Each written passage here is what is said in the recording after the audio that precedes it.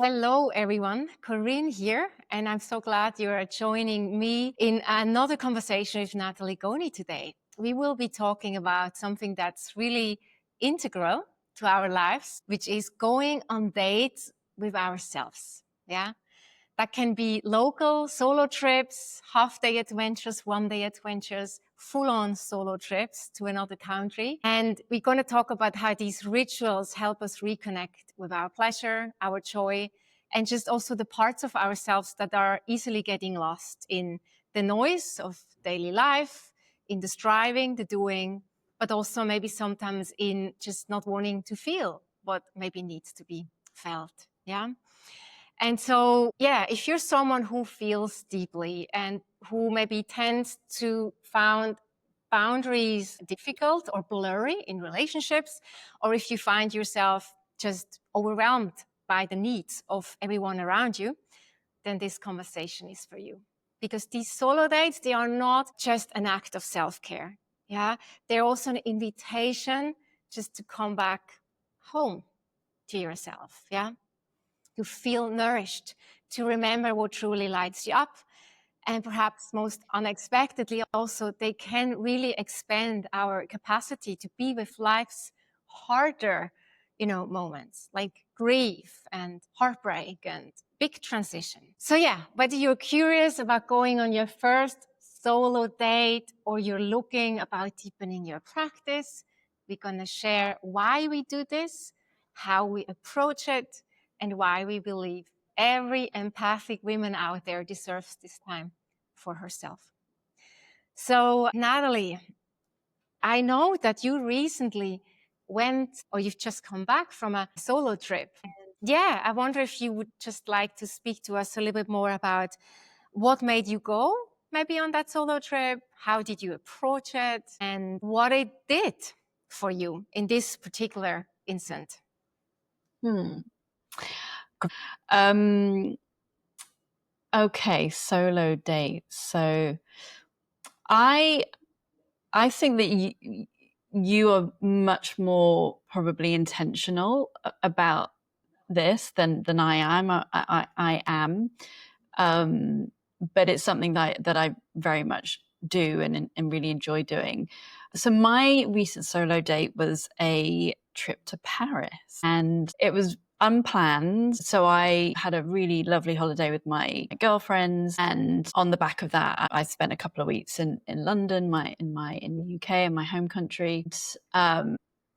For a few different reasons, I wanted to keep that time very unplanned, very open and spontaneous, and just feel free to kind of respond to what I wanted to do, which I feel very fortunate that I could do that. And there were just a few things that kind of pointed me towards Paris. And being in London, it's pretty easy to go to Paris. You get the Eurostar, and so that's what I did. So I took myself for 3 nights in Paris, and I just want to keep saying Paris because it just sounds so lovely. And it was probably one of the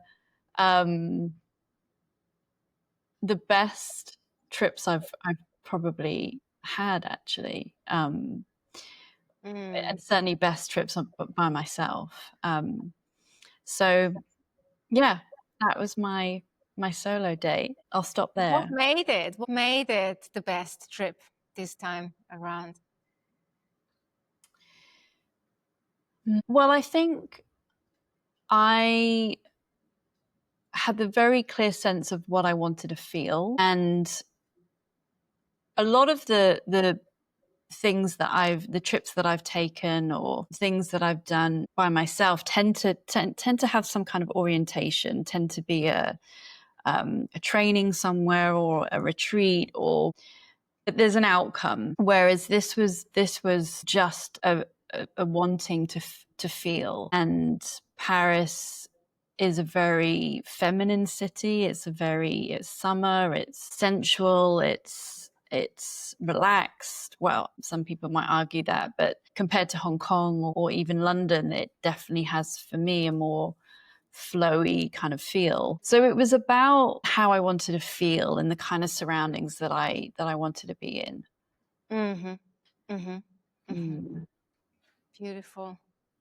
Yeah, and I think you spoke to just something that this trip, this solo trip, had no outcome Mm, attached to it. It wasn't around learning something or further personal development. It was just for you said like you wanted to feel or have a certain experience or experience yourself potentially also in a certain maybe setting, right? yeah. And I think that is something for me, who maybe I go a bit more intentionally about it, or maybe have given it a lot of thought. I don't know, but that piece of like a solo date, whether that is 2 hours, half a day, a dinner by yourself, or going on a trip, yeah, has something non-striving attached to it. Mm, It's really for the enjoyment and the pleasure of it, and allowing our senses to be open, and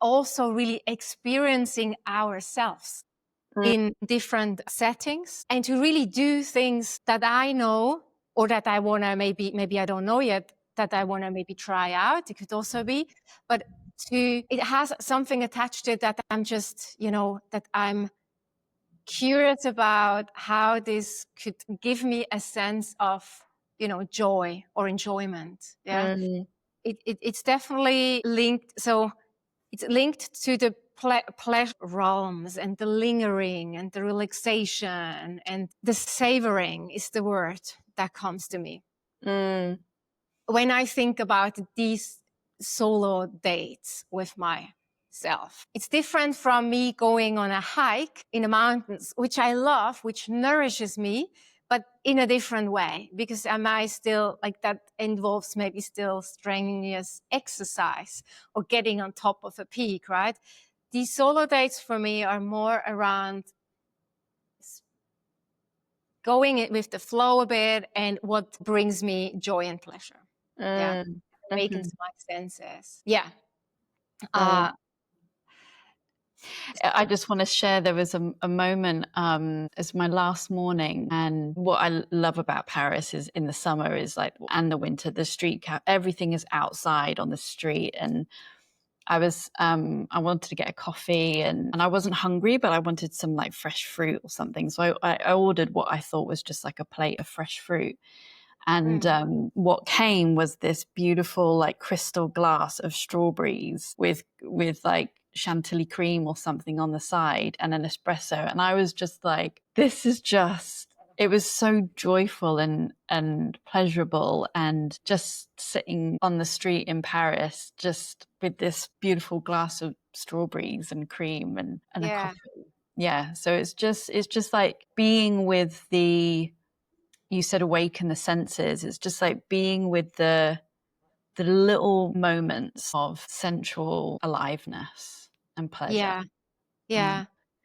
And also, it is also obviously, it is also I don't approach it as a practice as such, right? Because it really is about enjoyment. But there is the underlying practice of also just learning to sense more and more what is my body reacting to in a good way. Like Mm. how does an experience make me feel alive and make me feel sensual, alive and awake. Because I think so often when it comes, can be too focused on what's not good, what doesn't maybe feel good in our body, the tension, the pain.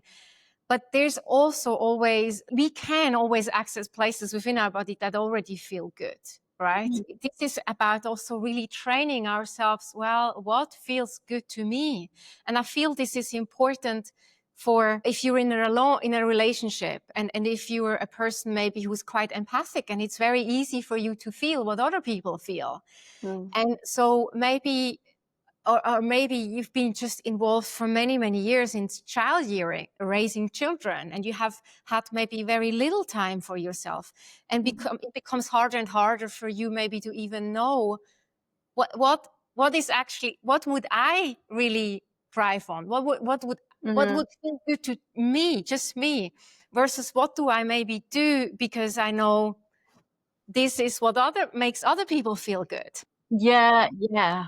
And it's easy to lose ourselves when you're empathic in other people's maybe plans, versus it is a way to come back home to yourself and also navigating, well, but this is now this is half a day or 2 hours just for me. So what do I want to have happen in that time? You go on. I think a big thing for me of why this has been important, and last year I did a solo trip. I went to Barcelona and Florence on my own, and it had a different quality to it. I was in a different place. So my journey over the last kind of year and a half has been really understanding what my yeses and nos are. And I was in a relationship for a long time, and have been in relationships since I was a teenager, and I don't think really knew what my yeses and nos were.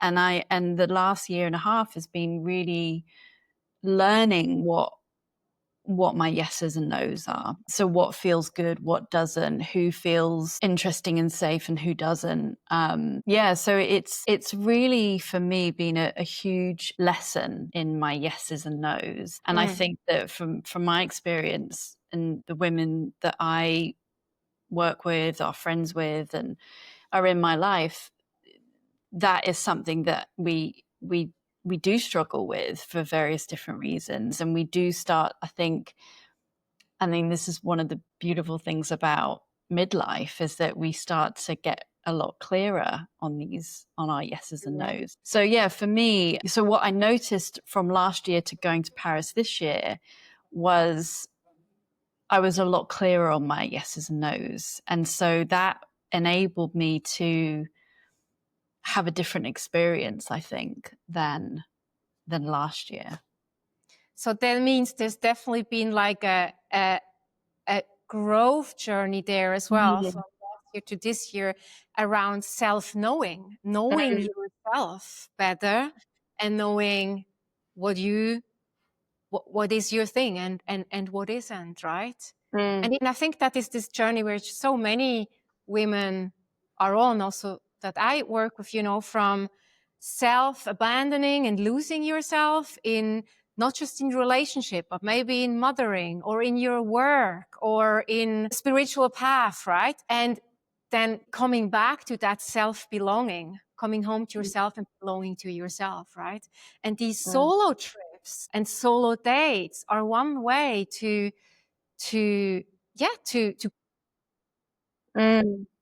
that know thyself better more.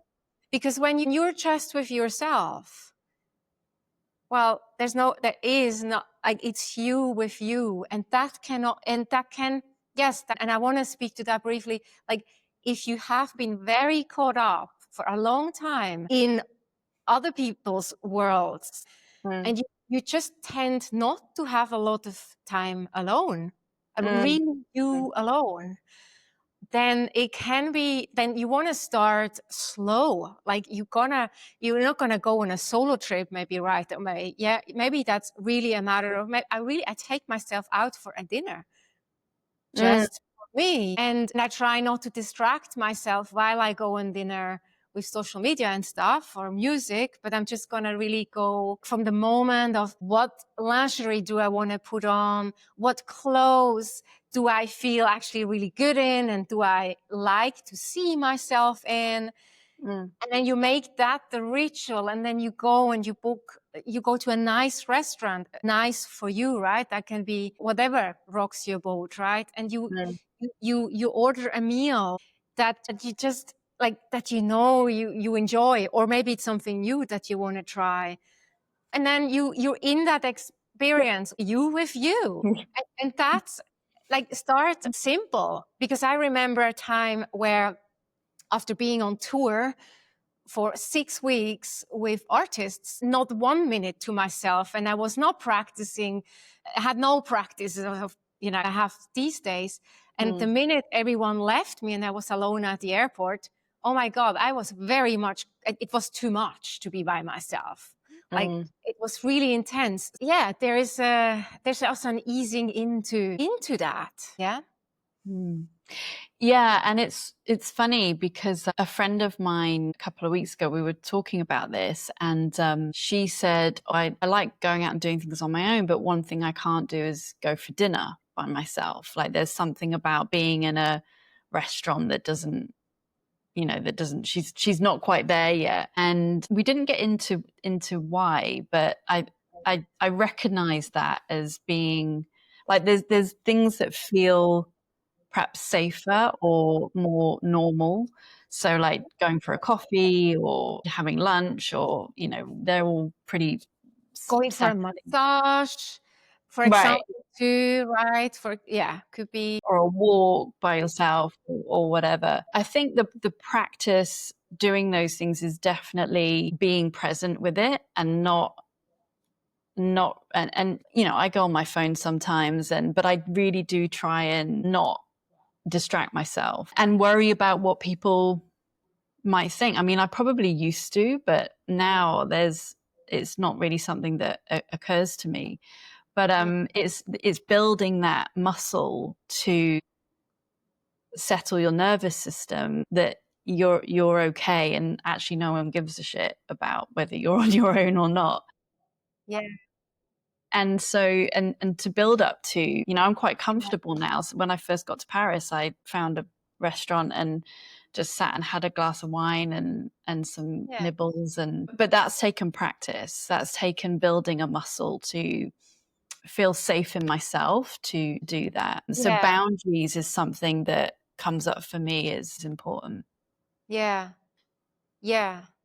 And as I think also what you speak to, right? Like that, I mean, being in engaging with our senses and just tuning in more, whether it's the food we are eating or what we are seeing or what we are Mm, hearing while we maybe sit by the beach, could also, or somewhere, right? Is mm, it brings us into the present moment. That's the mm, beauty. If you really tune in and experiencing ourselves in our body wherever we are, and that in itself is just so, that is a way of coming back to the body as well and being back present in the body. mm. And yeah, and but I sometimes, like, it could be that I take a good novel to Yeah. date with myself. So at some part, maybe if I'm having dinner, I also really enjoy just reading a book while I sit there. What I would say is, again, don't bring a self-help book or a book that is about learning something. Bring a book that is for enjoyment. I do find them enjoy it. Yeah, yeah. But that's like, yeah, just from the because for me, it's about a lot also really around relaxing, right? Mm-hmm. Yeah. I think one of the things to speak to maybe also, which I find is not so often mentioned, right? Which is that how when we know what brings us joy, what lights us up, what are kind of be our go-tos, what brings us pleasure, right? And again, we can feel that really. That really allows us to be more with the harder things in life, like the harder emotions, like grief or sadness, anger, big transitions. I feel like we are training our system to be more at ease in with the whole rainbow of what we can sense and feel. Yeah. How do you see that? I think it's really vital to this, to, like you say, coming to being coming home to yourself, to really feeling and processing things and making sense of things. And I think this like notion of solo dates is, there's a romantic aspect to it, or imagery. But I've had solo days. I mean, my trip to Barcelona and Florence last year, I felt a lot of sadness. And there were times when I was going through a big process, personal process, and I was walking around Florence. So my friend came out to visit me in Florence, and we had this amazing few days, and then she left, and then I was on my own. And so I felt that sense of aloneness, I think probably even, but I needed it. And there was a point when I was walking up to, I think it's called Piazza Michelangelo, kind of overlooks the city. And it was evening time, and I was so sad. I was so sad. And I just cried walking up to this piazza. And I mean, it's funny looking back now, but I was just this like cloud, walking around Florence. But it really enabled me to feel that and express it and not paste over it with company, or all the other things that we, or busyness, or so just that space and that aloneness and being somewhere different enabled me to feel and know that I'm okay, and know that I can be okay, and that I can feel all of that. I can walk around another city like a sad cloud, and I'll be okay. Yeah, and you may also, because you have trained yourself to also then maybe the next moment, well, while there is sadness, as you walk around, you come across beautiful Yeah, scenery, right? yeah, Or strawberries, and then you're there and it's like, but damn, life is also so beautiful, right? But yeah. you can see that because you make it also a practice to tap into the good and not to bypass, right? Mm, And I think this is so important that we, this tapping into pleasure and joy and knowing how to tap into that, it's not about bypassing the hard stuff. mm, It's because it we were feeling the hard stuff too. But well, we're feeling it. But I think because we allow ourselves to feel that too, we also open up the channels to feel all the beauty, yeah. bliss. And it kind of goes together, right? And Yeah. when we talk about pleasure, right? If we talk about pleasure, that's the big difference between maybe the pleasure. There's pleasure and pleasure. Like we're talking here about the pleasure that you're here to savor. It's not the pleasure to self-medicate or forget or Mm, push away, because then then pleasure can become a fine line between pleasure and addiction then, right? mm, So this a differentiation here. Is it a savoring, or is it a trying to forget and numb? mm, mm, This is maybe just to highlight, because there's so many conversation around pleasure, how like it's bad, and it takes you onto the wrong track. But for me, it's not that experience. We are talking to something different here. Let's put it that way. mm. Yeah. Yeah, I'm trying to think what I want to say about pleasure. It almost seems, the word indulgent comes up, and it's just being alive with, it's coming back to the senses, I think, and being and the body, and being alive with noticing pleasure. Because I think sometimes we can do or feel or experience something pleasurable, but it's not quite good for us. I'm trying to think of an example. So when my friend came to visit me in Florence, we took it upon ourselves to test out as many tiramisus as we possibly could, and because they're all so different, and tiramisu is amazing. Oh, that's so good.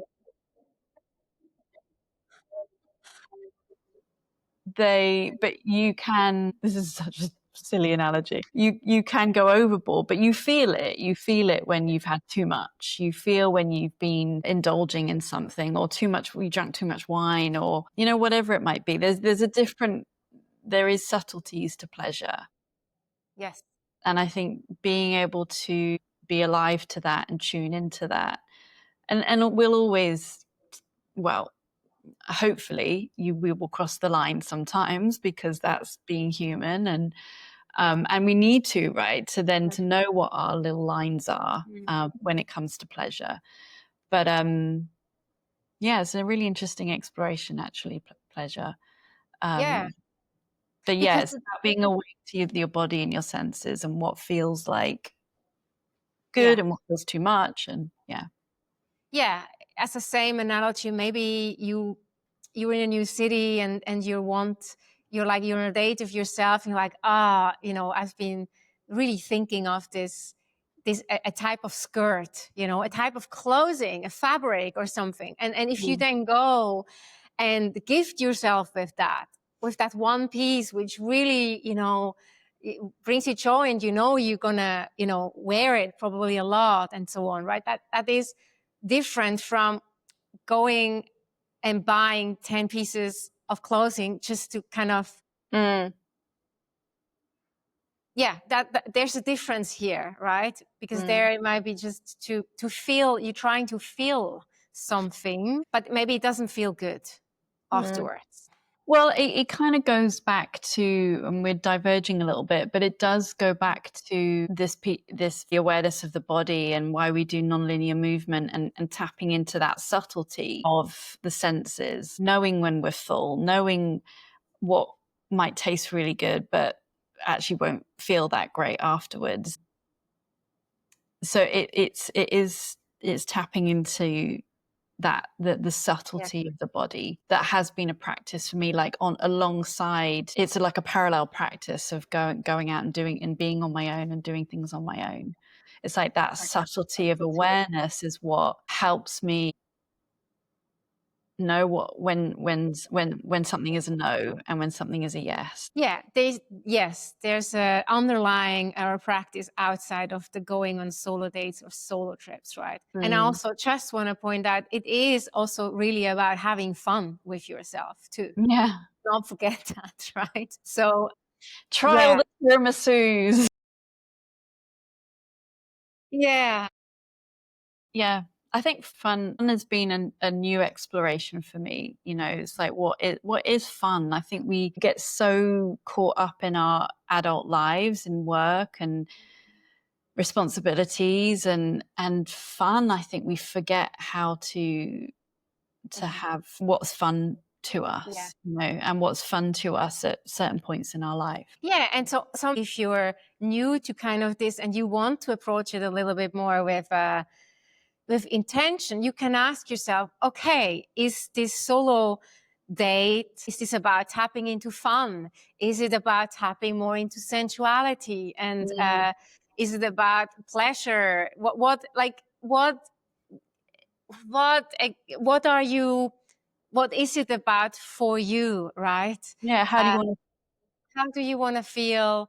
And yeah, that's, yeah, I think that's a good start, a good place um, to start. to? Hmm. Mhm. I something that's coming up for me, I'd be interested to hear your view, is do you think that as a younger woman, do you think there's a difference, like we're both in our mid 40s, and for me it comes a lot easier now to be on my own and to feel comfortable doing various different things on my own that might be typically seen as something that you would do, like a romantic walk down the river or down the Seine. It's like, no, you need someone else to do that. Or do you think that as a younger woman, it's harder because there's more of a vulnerability being on your own? I think that's a bit of a difficult question to answer for me because I have quite early on, I've been someone doing things by myself. But then I think in my 20s, I forgot that a little bit. So for me, the vulnerability is if I spend, if haven't done things by myself for a long time, then that felt then it felt very vulnerable to start doing things by my own. But when I have an underlying practice, like when I have pockets of alone time again and again, Mm. kind of fed in, even while I'm in a relationship, marriage, having visitors, being caught up with work, right?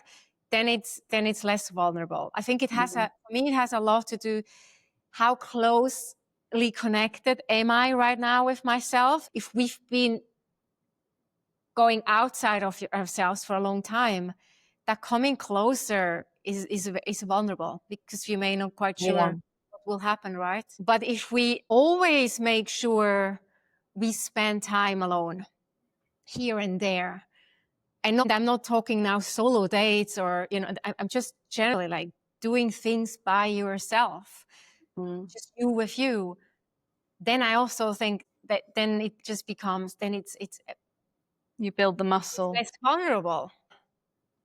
Like for me, in my marriage, for example, both my husband and I, we love being together, yes, but we Mm. also really enjoy alone time. We also enjoy Mm. being alone in our home where everyone goes about their own interests and their own stuffs, and then you come together again. Like our weekends are not just spent together.